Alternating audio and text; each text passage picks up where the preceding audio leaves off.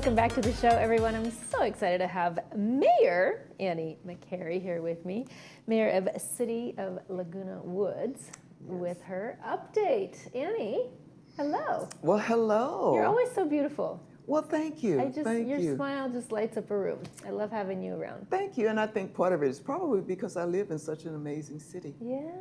Well, so much to be grateful for. And you're making it even better every day that you're mayor. Well, thank you. Yes. We work very closely as a council, so the council and I work together. That's fantastic. Now, how many months have you been mayor? I've been mayor for 6 months now. 6 months Our already. terms are 1 year. We're elected by the council itself, and so we rotate the office of the mayor. So this is my 6th month now. Is so it everything that you imagined it would be, or things maybe a little bit different than you thought, or how's it going overall? Overall, it's going very, very well. And I don't know if it's everything I thought it would be, because being on the council for 3 years now, I've seen how smoothly things have been going, and having such a really, really talented and dedicated city manager makes the job of mayor seem effortlessly. That's fantastic. Yes, dream team, right? Yeah, it's a dream team. We do. We have a great council. Fantastic. Well, you're here to give us an update on topics such as wildlife feeding regulations, Yes. animal outreach officer, and an exciting new addition. I'll let you tell the audience about that when we get to it. That's a Yes. birthday present, right? Yes, absolutely. It's a country birthday present. It's a so city, we'll get to that. country birthday. All right, well, let's start off by talking about wildlife feeding regulations. I know this Okay. is a big topic, and you know what, Annie? It's a topic everywhere.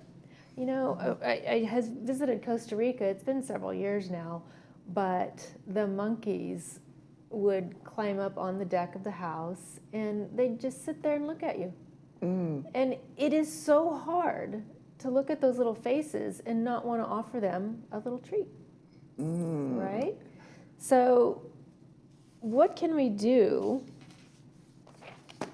about those little critters? Yeah, and what you think they want treats. you speak to a sense of compassion we humans have for wildlife.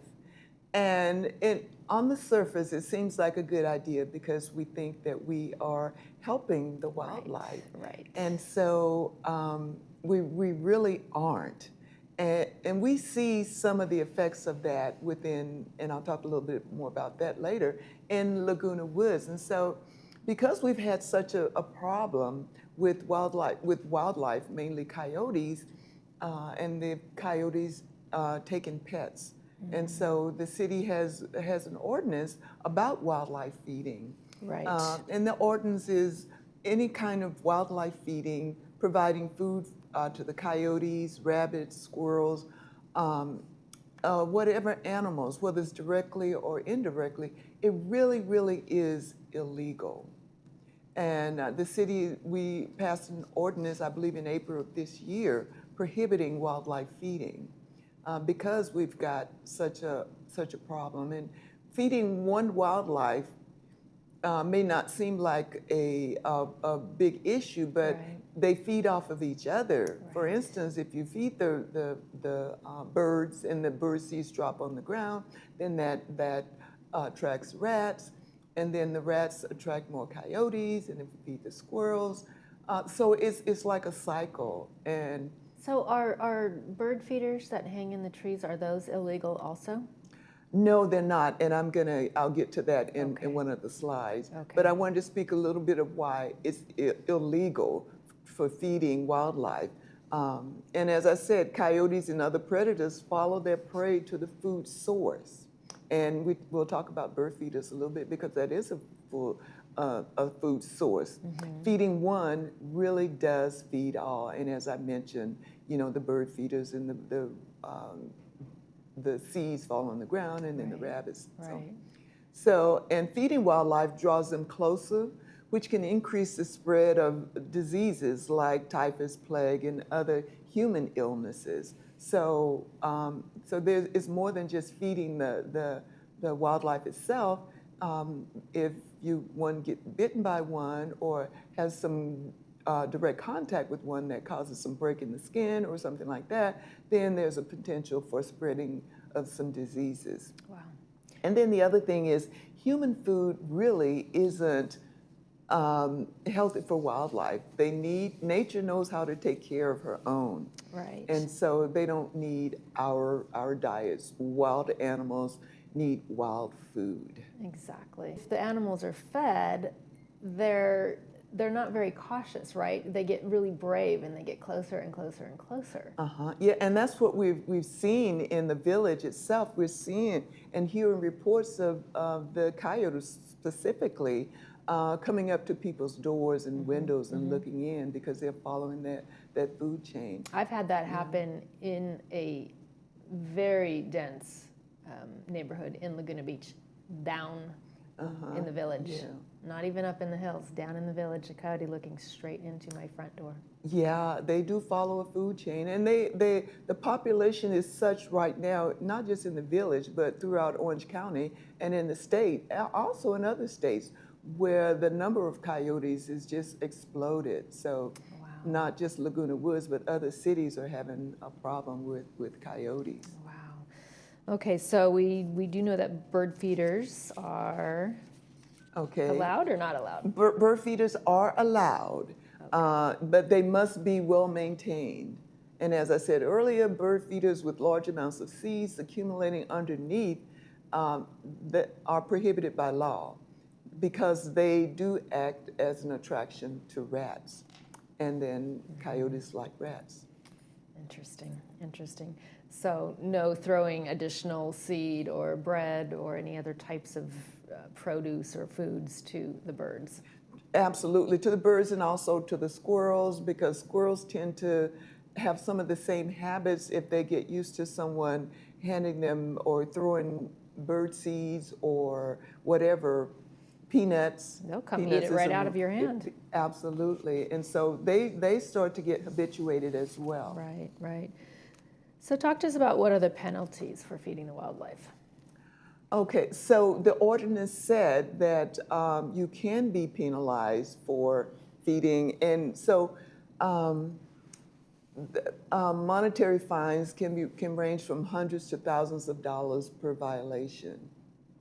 So the violations can be cumulative. When people are identified or have been reported, they are given a warning and a talking to, and if the behavior continues, then there are monetary fines. Okay, all right. And people, one of the things that we're very pleased with is sometimes people self-report, and we're asking the community, what should you do if you see someone who's feeding the wildlife? And there's a number that you can call. It's 949-639-0522, or you can mail it to code@lagunawoods.gov.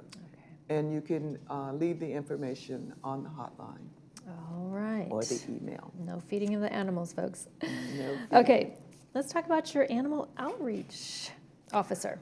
Okay, so as you know, we are contracted with the city of Laguna Beach for our animal control and outreach. And so the city council just recently approved the addition of a new full-time animal outreach officer because increase in cities' responsiveness to telephone calls. And as I mentioned earlier, when calls are received, they go to a voicemail itself. And oftentimes there's no interaction, well, there is no interaction. And so this new officer that we are bringing on will be able to respond to the increased numbers, also respond to some of the comments that people have about the coyote sightings and any other questions.